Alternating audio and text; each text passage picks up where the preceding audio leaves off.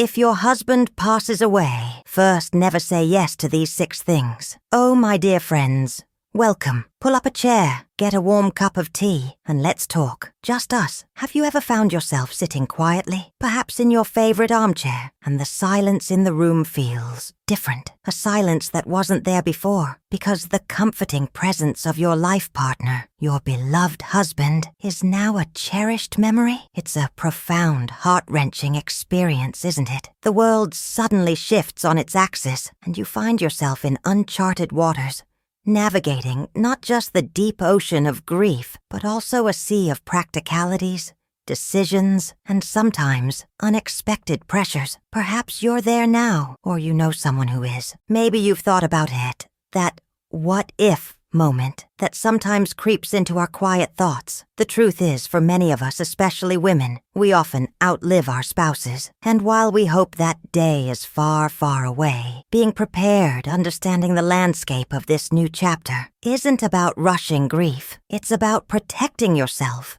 your peace of mind, and your future when that time comes. Because let me tell you, when you're caught in the tender embrace of sorrow, your judgment can be cloudy, your energy low, and your vulnerability high. It's during these moments that well-meaning friends, family, or even opportunistic individuals might approach you with requests or suggestions that, while seeming helpful on the surface, could actually undermine your financial stability, emotional well-being, and hard-won independence. Today we're going to talk about 6 specific things, 6 types of requests or pressures that you should seriously consider saying no to. Not because you're unkind or ungrateful or unloving, but because saying no in these specific instances is an act of self-preservation, a testament to your strength, and a crucial step in safeguarding your new path forward. We'll draw on the wisdom of financial advisors who've seen it all, and the deep empathy of grief counselors who understand the delicate balance of healing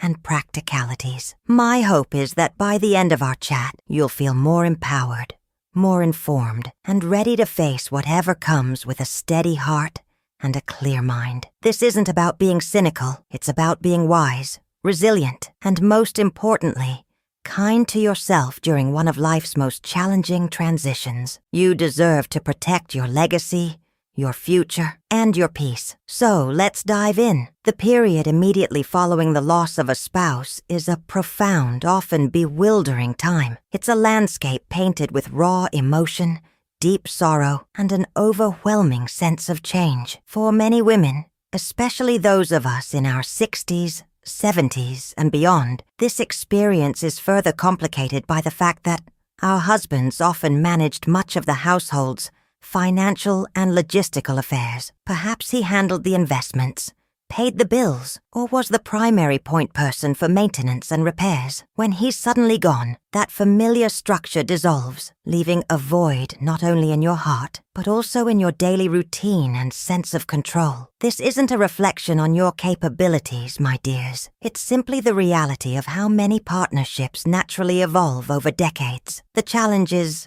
multifaceted. First, there's the sheer exhaustion of grief. Grief isn't just sadness. It's a full-body experience that saps your energy, affects your sleep, and can make even simple decisions feel monumental. Your brain, navigating the immense emotional pain, isn't always at its sharpest for complex financial or legal matters. Then, there's the vulnerability that comes with being a widow. Sadly, some people, whether they are distant relatives, friends, or even professional schemers, view this period as an opportunity. They might see your newfound independence as a chance to offer help that actually benefits them more than you. They might prey on your loneliness, your desire to feel cared for, or your lack of familiarity with certain financial or legal processes. There's also the well-meaning pressure from loved ones. Your children might suggest you sell your home and move closer to them, thinking they're doing what's best for you. Your sister might have an investment opportunity she wants you to join, convinced it's a path to security. While their intentions might be pure, their advice might not be right for your unique situation, and in your vulnerable state, it can be incredibly difficult to differentiate between genuine support and potentially harmful suggestions. You might feel obligated to say yes to not rock the boat, or to simply go along because it feels easier than resisting. This is a common misconception that you owe people your compliance during your grief. Absolutely not. Your priority is your own well-being. The impact of making hasty or ill-advised decisions during this time can be significant. Financially, it could mean losing a substantial portion of your savings, falling victim to scams, or making choices that deplete your assets prematurely. Emotionally, it can lead to deep regret, a feeling of being taken advantage of, and a loss of trust that further isolates you. Your independence, something you've likely cherished for decades, can erode if you surrender control of your affairs too quickly or to the wrong people. This isn't just about money, it's about maintaining your quality of life, your peace of mind, and your ability to live your remaining years with dignity and security. Many women, upon losing their husbands, find themselves grappling with a sudden and often unexpected learning curve. They might realize they don't know where the will is kept, how to access certain accounts, or even the login information for online banking. This isn't a failing, it's simply a common dynamic in many long-term partnerships. However, this lack of immediate familiarity can make you feel even more overwhelmed and reliant on others, which further amplifies the risk of making poor decisions. It's a critical period where patience, seeking professional, unbiased advice, and setting firm boundaries are not just helpful, but absolutely essential. Understanding these foundational challenges is the first step toward empowering yourself to navigate this tender journey with wisdom and resilience. Remember, your primary job right now is to heal, and part of healing is protecting your physical, emotional, and financial self. Now, let's turn our attention to these 6 specific areas, these common pitfalls, requests, or pressures that widows often encounter, and why, with a compassionate but firm heart, it's often wisest to decline them. The first thing, don't immediately sell your family home or make other major geographic moves. This is one of the most common pieces of well-meaning, yet potentially damaging advice you might receive. Imagine your sister, bless her heart, saying, "Oh, dearest, this big house is far too much for you now. All those memories. You should sell it and move into a lovely little condo closer to me in Florida. You'd be so much happier. I just know it." Or perhaps a child suggests, "Mom, you really should come live with us. This place is too much for you to manage alone." Why is this often a bad idea? Our homes are more than just bricks and mortar. They are repositories of memories, the stage for decades of our lives, and often our most significant financial asset. Making a decision to sell in the immediate aftermath of loss, say within the first year, is almost always driven by emotion, not sound judgment. Grief counselors universally advise against making major life changes during the intense period of initial mourning. Your emotional landscape is shifting, and what feels right one day might feel utterly wrong the next. Selling a house involves huge transaction costs, realtor fees, closing costs, potential capital gains taxes, and rushing the process means you might not get the best value for your property. Furthermore, if you sell and then regret it, the emotional and financial cost of undoing that decision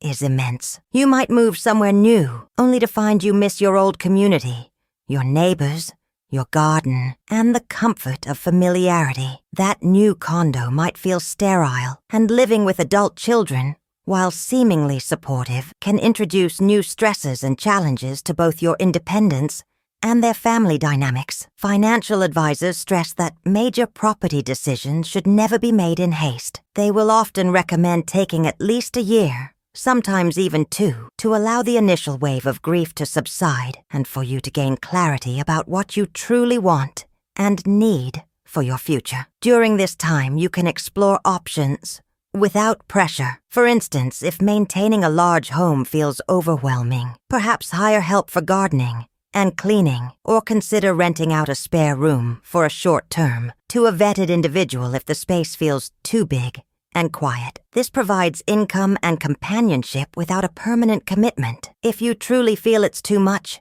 consider a short-term rental in a new area for a few months before committing to a sale. You can try on a new location or a smaller living situation without the finality and expense of selling your cherished home. So, when that well-meaning suggestion comes your way, you can graciously say something like, "That's so kind of you to suggest, and I know you have my best interests at heart. However, my financial advisor and grief counselor have strongly advised me to hold off on any major life decisions, especially regarding my home. For at least a year, I need this time to truly process everything and figure out what feels right for me in the long run. I really appreciate your concern, but for now, I'm staying put." This polite but firm response communicates your boundary while acknowledging their good intentions, without opening the door for further debate. The second thing, don't give large sums of money or loans to family members or friends. This pitfall often arises from your emotional vulnerability and a desire to feel needed or to help others during your own difficult time. It's a very common scenario. A grandchild might ask for help with a down payment. A niece might need money for a new business venture, or a long-lost friend might resurface with a can't-miss investment opportunity, all knowing you might have just received life insurance payouts or have access to more funds than before. They might say, "Auntie, now that Uncle John is gone, I know you have a bit more security, and I really need just a little help to get my business off the ground. I'll pay you back, I promise." The danger here is multi-layered. First, your judgment is likely impaired by grief. You might feel an emotional obligation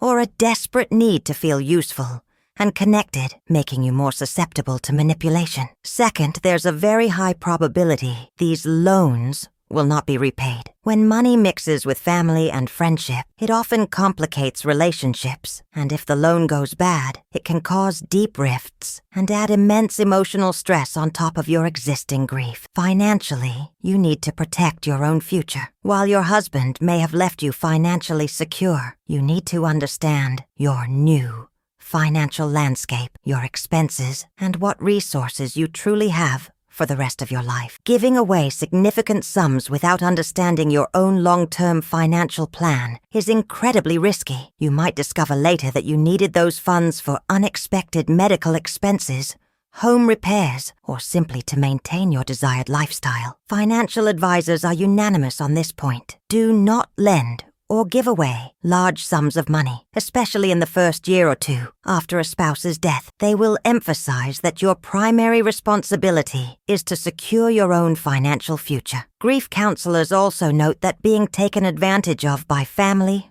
or friends can lead to deep feelings of betrayal and anger, significantly impeding your healing process. Instead of immediately saying yes, you need to put a protective barrier around your finances. A common strategy is to simply say, "I appreciate you thinking of me, but after John's passing, my financial advisor has put a strict rule in place that I am not to make any significant loans or gifts for at least the next year while I get my own affairs in order and understand my new financial situation. It's nothing personal, it's just a blanket policy I'm following." You can even add, "My advisor insists that I prioritize my own financial security, as John would have wanted." This places the blame on an external authority, your advisor, and removes you from the uncomfortable position of being the sole decision-maker. If you truly want to help, and are able to, consider offering support in other ways that don't involve your capital,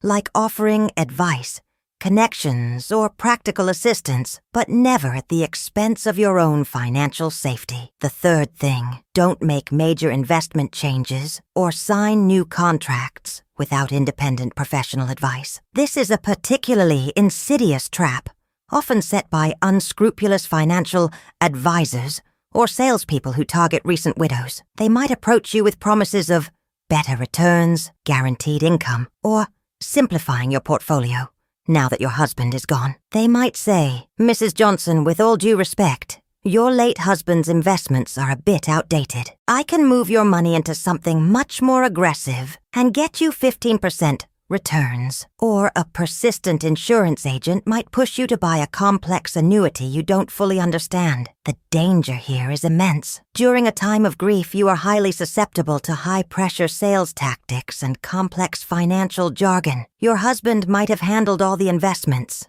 leaving you unfamiliar with the details, and these individuals know that. They might recommend high-commission products that benefit them more than you, or put your money into excessively risky ventures that you can't afford to lose. They might even encourage you to pull money out of secure, long-term investments, triggering unnecessary taxes or penalties. Making impulsive or poorly researched investment decisions can lead to catastrophic financial losses that are difficult, if not impossible, to recover from. Reputable financial advisors, fiduciary advisors who are legally obligated to act in your best interest, will tell you to pause. They will advise against making any significant changes to your investment portfolio for at least 6 months to a year, unless there is an immediate pressing need like settling an estate, or if your existing investments are clearly inappropriate for your new situation. Their advice is to stick with what you have, understand what you have, and then,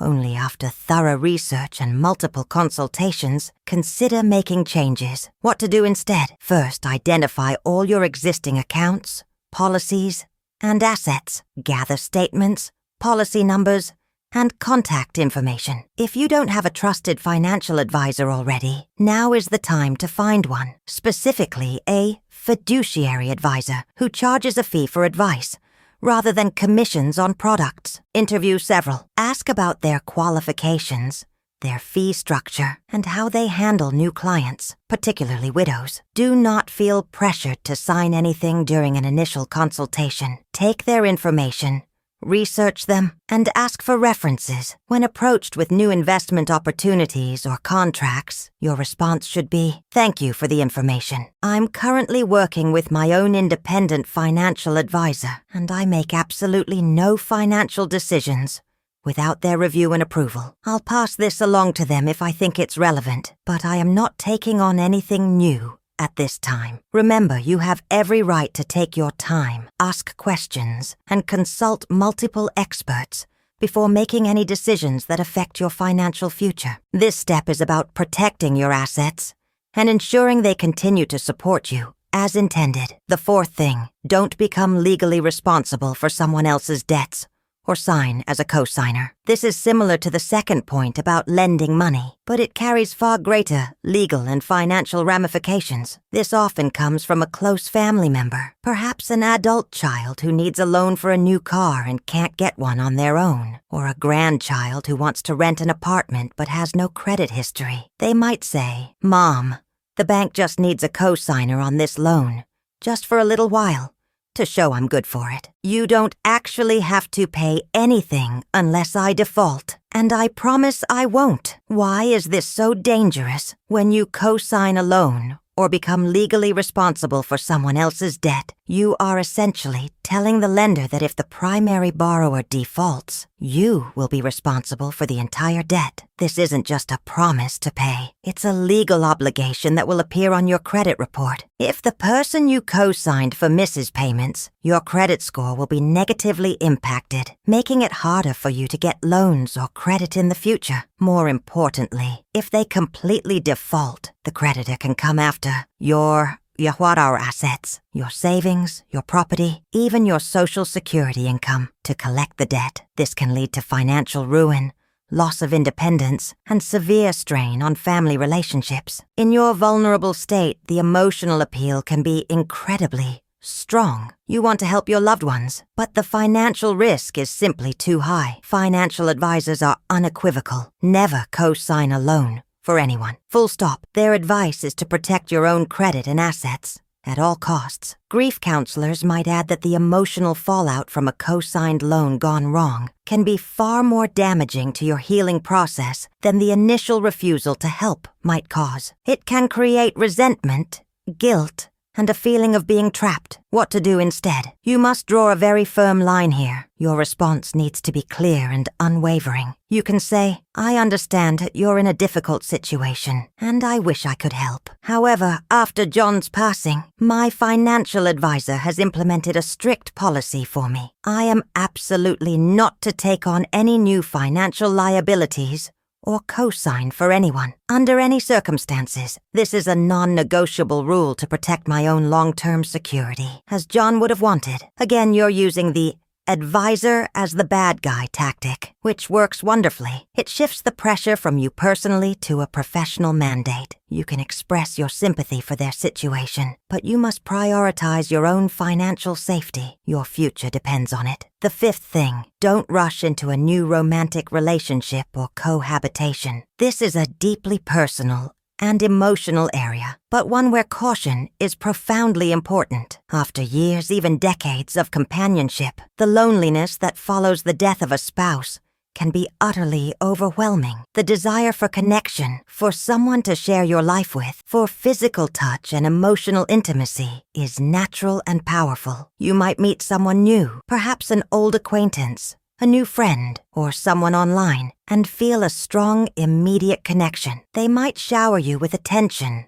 affection, and promises of companionship, leading you to consider moving quickly into a new relationship or even cohabitation. They might say, "You shouldn't be alone, darling. Let me take care of you. Why don't you move in with me?" The danger here is primarily emotional, but it often has significant financial and practical implications. When you are grieving, your judgment is compromised. You might project your needs and desires onto a new person, seeing them as the solution to your loneliness, rather than truly evaluating their character and intentions. This period of vulnerability can make you a target for individuals who seek to exploit financially or emotionally. We've all heard stories of sweetheart scams, or individuals who move in and then refuse to leave, or who begin to control your finances. Rushing into a new relationship or cohabitation prevents you from fully processing your grief, from rediscovering your own identity as an independent woman, and from healing on your own terms. It's also often unfair to the new person, as you might still be deeply in love with your late husband and using the new relationship as a distraction or a way to fill a void. Grief counselors are very clear on this. Take time to grieve. They often suggest a minimum of a year,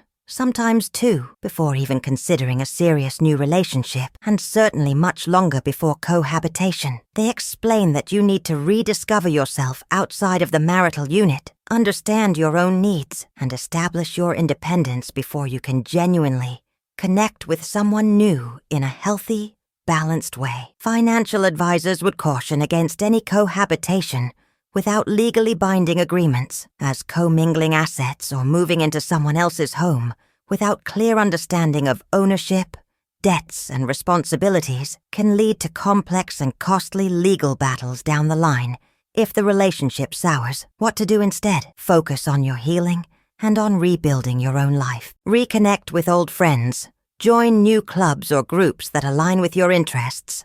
Explore hobbies you put aside, and spend time strengthening your bonds with family. If you do meet someone you enjoy spending time with, keep it casual for a long while. Take things incredibly slowly. Protect your emotional space and your financial independence. If the topic of moving in together or becoming official comes up, you can gently but firmly say, "I appreciate your feelings, and I truly enjoy your company. However, I am still very much in a period of healing and adjustment after John's passing, and I am not ready for a serious relationship or any cohabitation at this time. I need to focus on myself and my own path forward." Reiterate that you value their friendship, but that you are prioritizing your own emotional recovery and future stability. It's a loving act of self-care. The sixth thing, don't delegate all financial and legal affairs to an untrained family member or friend. This is another common pitfall,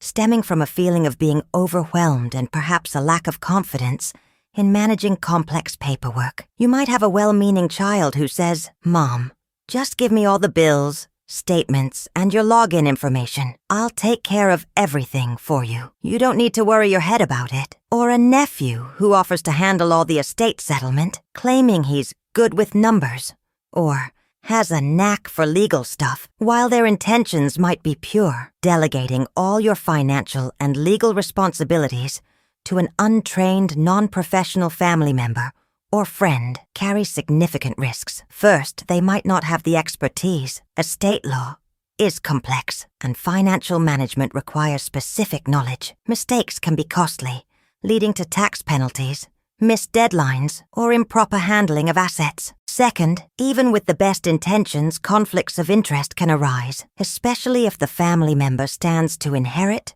or has their own financial struggles. They might inadvertently make decisions that benefit them more than you. Third, it puts an immense burden on that individual and can strain the relationship if things go wrong. Most importantly, it strips you of your independence and control. You become entirely reliant on someone else, potentially leaving you vulnerable to mismanagement, neglect, or even outright theft, which sadly does happen. Financial advisors and estate lawyers strongly advise against this. They will tell you that while a trusted family member can certainly assist you in gathering documents, making appointments, or providing emotional support, they should not be the sole decision maker or manager of your assets unless they are a qualified and independent professional, appointed legally, e.g., as your power of attorney, which still requires careful consideration. Grief counselors will highlight that maintaining some level of control over your own affairs, even if it's just understanding where things are, is crucial for your sense of empowerment and agency during a time when so much feels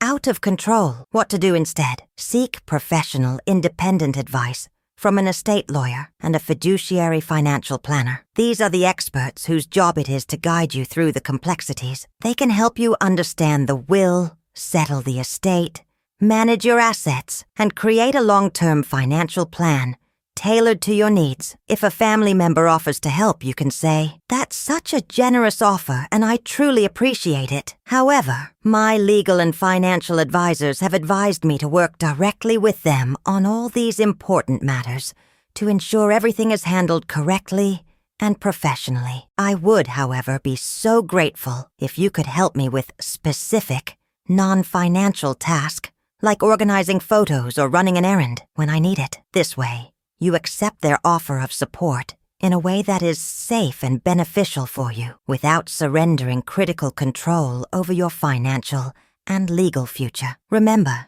these professionals are there to protect your best interests, and they are beholden to you, not to a relative's personal agenda. My dear friends, navigating the profound journey of widowhood is one of the most challenging experiences life can present. But within that challenge lies an immense opportunity for strength, resilience, and renewed purpose. By understanding these 6 common pitfalls and having the courage to say no when necessary, you are actively choosing to protect your future, preserve your financial stability, and safeguard your emotional well-being. This isn't about being guarded or suspicious of everyone. It's about being wise, discerning, and ultimately deeply kind to yourself. When you decline these types of requests or pressures, you aren't being selfish. You are taking control of your own narrative. You are asserting your independence at a time when you might feel your world is spinning out of control. This empowerment leads to profound benefits. You maintain your financial security,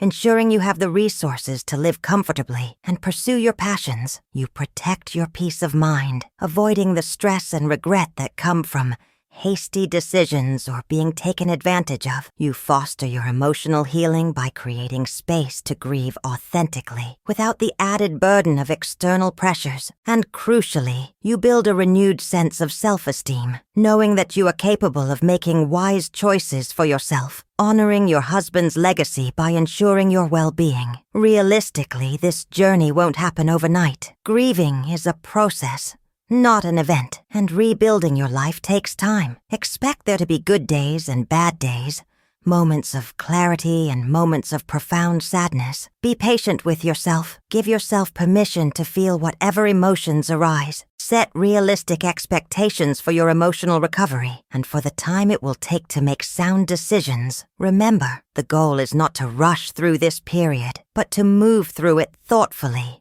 purposefully, and with self-compassion. This path of informed decision-making is about empowering you to write the next chapter of your life with confidence and peace. It's about honoring the love you shared by taking care of the person he loved most, you. You are strong, you are resilient, and you are capable. By saying no to these specific pressures, you are truly saying yes to your own well-being, your independence, and a future filled with dignity and security. You deserve nothing less. So, my dear friends, I truly hope this conversation has offered you some comfort, some clarity, and a renewed sense of empowerment. If you found value in what we discussed today, if it sparked a thought, or offered a moment of understanding, please consider giving this video a like. It helps so much to spread this important message to other women who might be navigating similar waters. And if you haven't already, do subscribe to our channel. We're building a wonderful community here,